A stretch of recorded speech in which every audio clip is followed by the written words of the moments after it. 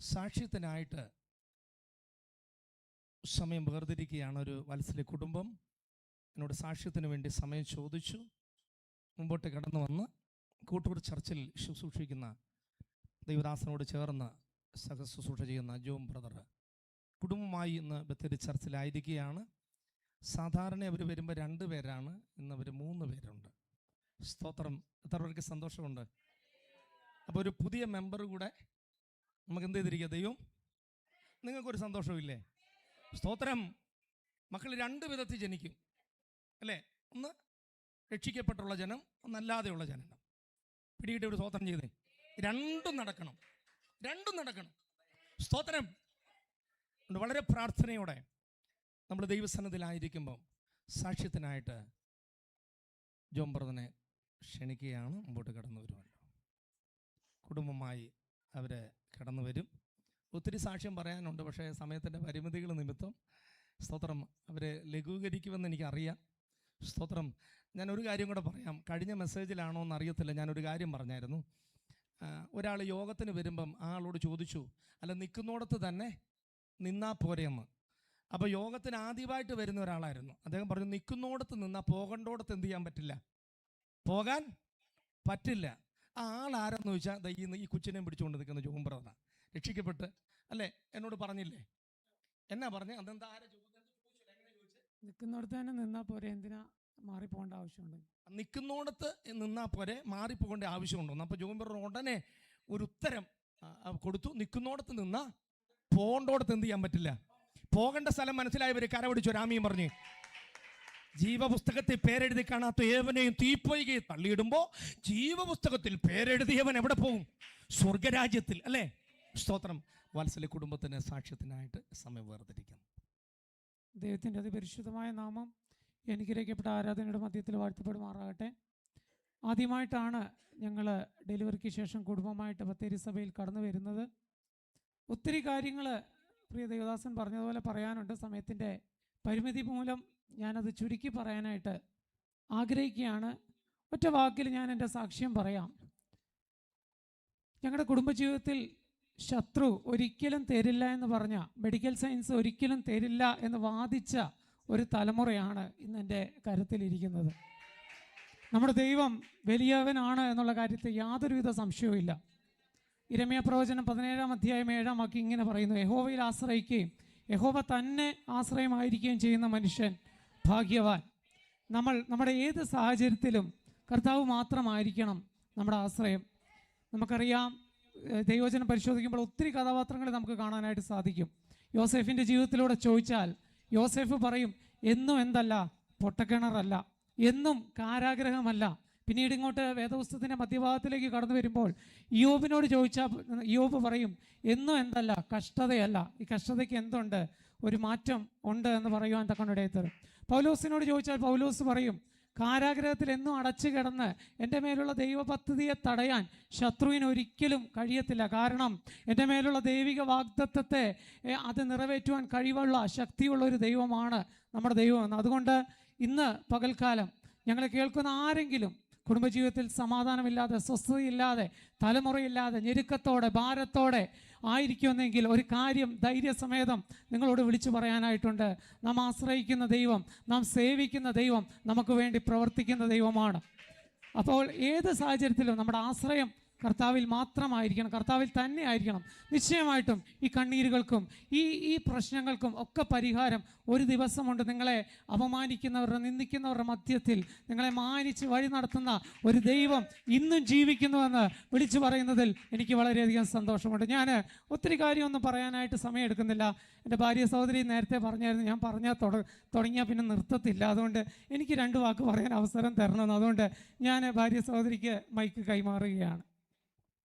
ദൈവത്തിൻ്റെ അതിപരിശുദ്ധമായ നാമം ഈ പകൽക്കാലം വാഴ്ത്തപ്പെടുമാറാകട്ടെ. ഏറെ നാളുകൾക്ക് ശേഷമാണ് ഞങ്ങൾ കുടുംബമായി ഇവിടെ ആരാധനയ്ക്ക് കടന്നു വരുന്നത്. ഞാനിവിടെ കയറി വന്നപ്പോൾ തന്നെ എന്നെ അല്ല, എൻ്റെ കയ്യിലുള്ള ഇവനെ ആകാംക്ഷയോടെ സ്നേഹത്തോടെ നോക്കുന്ന കുറേ കണ്ണുകൾ എനിക്ക് കാണാൻ സാധിച്ചു.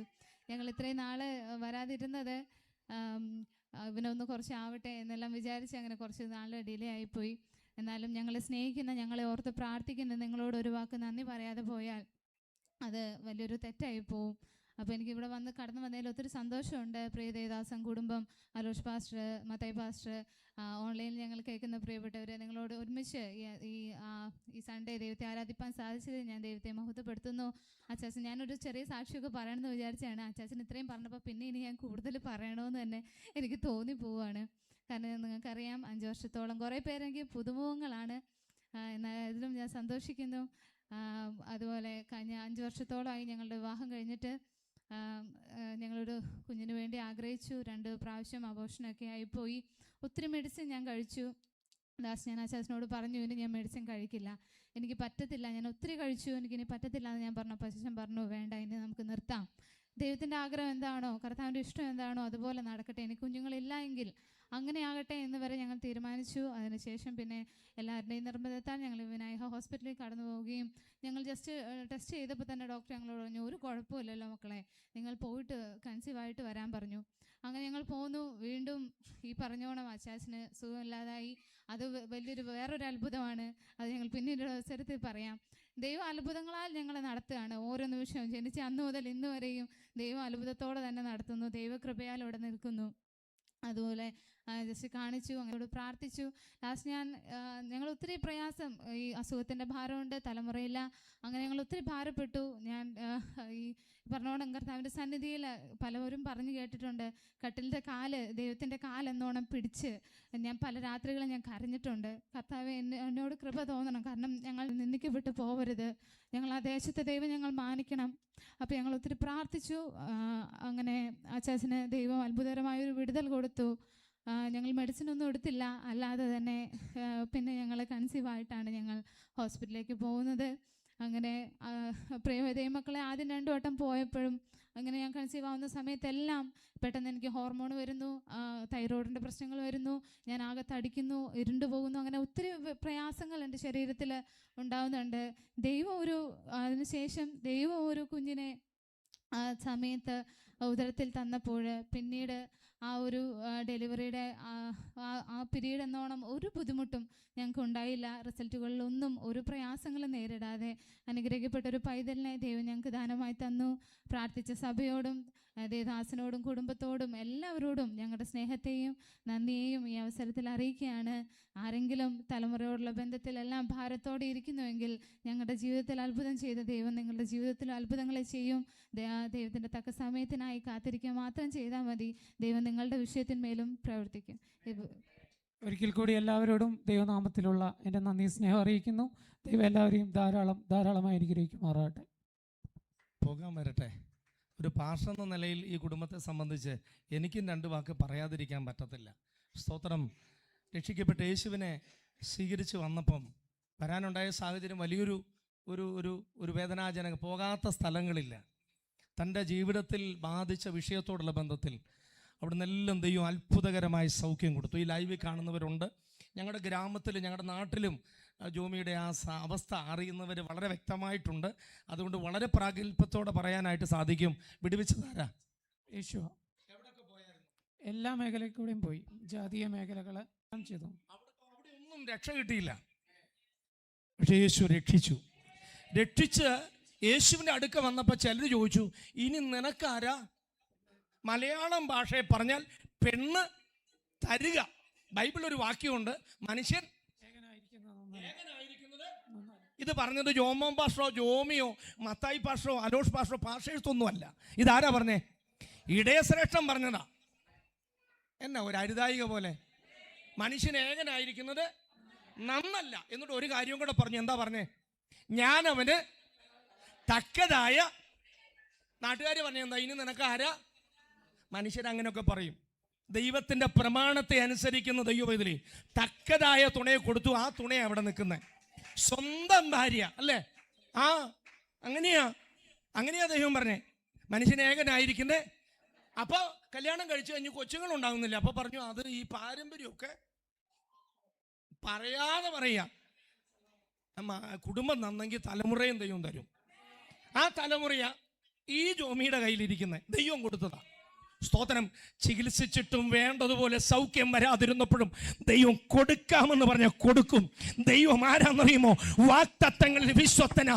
എത്ര പേർക്ക് എനിക്കറിയാം, ഇവിടെ തലമുറയില്ലാതെ ഭാരപ്പെടുന്ന ചില മാതാപിതാക്കൾ ഇവിടെ വന്നിട്ടുണ്ട്. തലമുറയെ മനുഷ്യര് തരാൻ പറ്റില്ല, തലമുറയെ നൽകുന്നത് ദൈവമാണ്.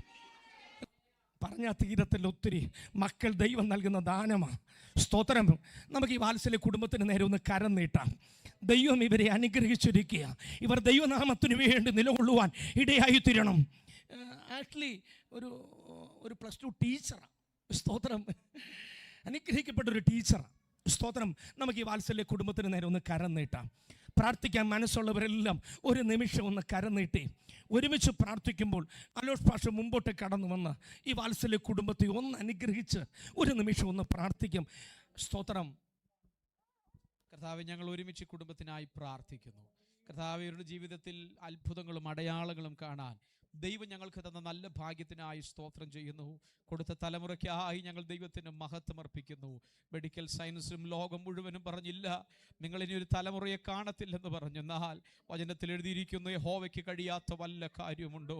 കർത്താവേ, അങ്ങ് തലമുറയെ കൊടുക്കുന്ന ദൈവമാണ്. അത് സാക്ഷ്യമായി ഞങ്ങളുടെ മുൻപിൽ നിൽക്കുമ്പോൾ തലമുറകളില്ലാത്തവർ ഞങ്ങളുടെ മധ്യയുണ്ട്. അവർക്കും ദൈവം തലമുറകളെ കൊടുക്കുന്നത് ഓർത്ത് ഞങ്ങൾ സഭയായി ദൈവത്തിന് നന്ദി പറയുക. ഞങ്ങൾ യേശുവിൻ്റെ നാമത്തിൽ കുടുംബത്തെ അനുഗ്രഹിച്ചു പ്രാർത്ഥിക്കുന്നു. കർത്താവേ, വലിയ അത്ഭുതമായി കുടുംബം മാറട്ടെ. കുഞ്ഞിനായി പ്രാർത്ഥിക്കുന്നു, ജോമിജാനായി പ്രാർത്ഥിക്കുന്നു, പ്രലാശ സഹോദരിക്കായി പ്രാർത്ഥിക്കുന്നു. യേശുവിൻ്റെ നാമത്തിൽ ഈ കുടുംബം ഒരു അനുഗ്രഹമായി തീരട്ടെ. ഈ സാക്ഷ്യം അനേകർക്കൊരു ഉത്തേജകമായി, അനേകർക്കൊരു അനുഗ്രഹമായി, ക്രിസ്തുവിനെ കണ്ടുമുട്ടുന്നതിന് കാരണമായി തീരട്ടെ എന്ന് ഞങ്ങൾ പ്രാർത്ഥിക്കുന്നു. ഞങ്ങൾ ഒരുമിച്ച് സഭയായി പിതാവിൻ്റെയും പുത്രൻ്റെയും പരിശുദ്ധാത്മാവിൻ്റെയും നാമത്തിൽ ഈ കുടുംബത്തെ അനുഗ്രഹിച്ചു പ്രാർത്ഥിക്കുന്നു. അനുഗ്രഹിച്ചതിനായി സ്തോത്രം. യേശുവിൻ നാമത്തിൽ തന്നെ ഞങ്ങളുടെ നല്ല ദൈവമേ.